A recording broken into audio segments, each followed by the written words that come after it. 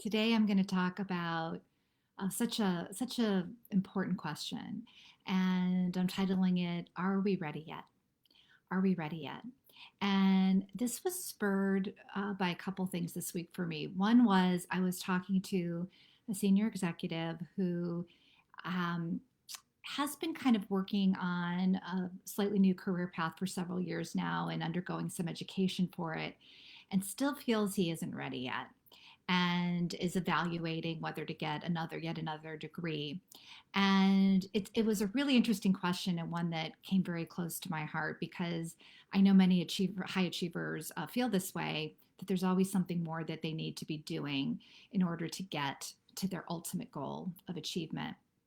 And and it is an important one because especially when it comes to things like education, it's expensive, right? It takes a lot of investment of time and of money, and more than that, setting that aside, the real important thing is to figure out, what's the best step for you at this point in your journey. And so, um, what happens is when we delay going forward with what we really want and we feel like we aren't ready yet, what we often end up doing is holding back. And I see this a lot in my coaching practice. There's, it makes a lot of sense when we're not confident, when we're feeling unsure. Naturally, we don't move forward. We decide to hold back and protect ourselves and not fail. There may be many reasons why we're not moving forward. It may be we're confused. It may be we're frightened of failure. It might be that we're frightened of success and getting too busy. There's so many things that are going on. But what happens is that when we know deep down in our hearts that we're afraid, we protect ourselves, and we do that by taking steps that we're familiar with and not the ones that we're not familiar with. And let's be honest, when we haven't done something before, it's uncomfortable, right? We don't have the 100% confidence we can do it because we've never done it.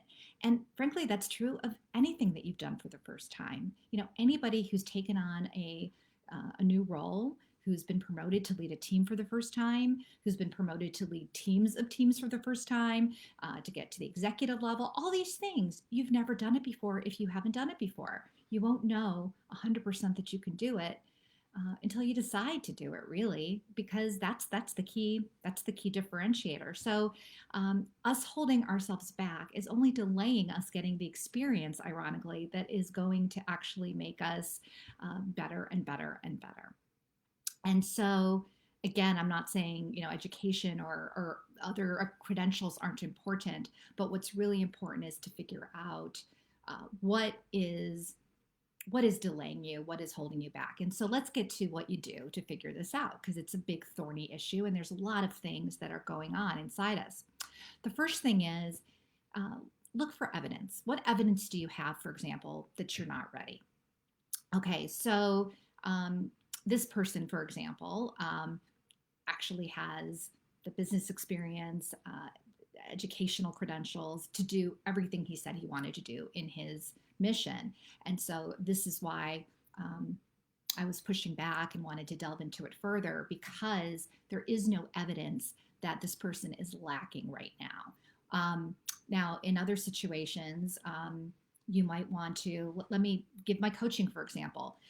When I wanted to start coaching people, I knew that there were people out there who were coaching without a credential. I wanted one. Now, I could have done it without it, but I looked and decided that the people that I looked up to were accredited and felt like it's a very busy situation out there with lots of people who don't really go through a lot of training. And I wanted to really have confidence for myself and for my clients that I was trained at a higher level. So I went and got my credentials.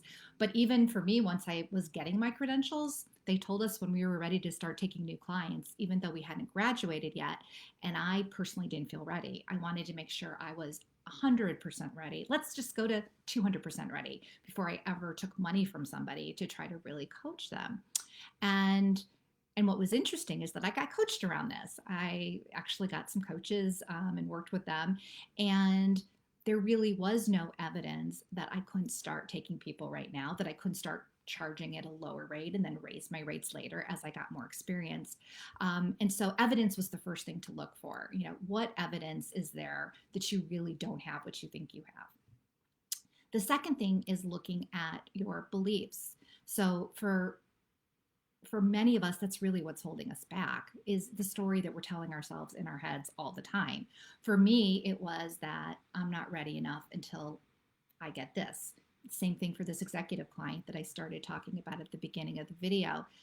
So that story is certainly going to lead us down a feeling of not feeling good enough yet, and an action of not wanting to take action, and then not moving towards that outcome that we really want, in terms of connecting with people, inspiring, leading at a higher level, whatever that outcome is.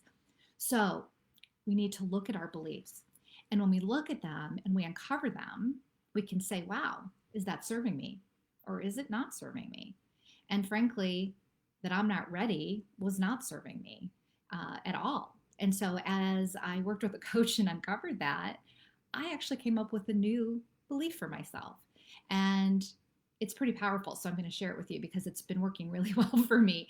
It is that I am more ready today than I have ever been at any point in my life.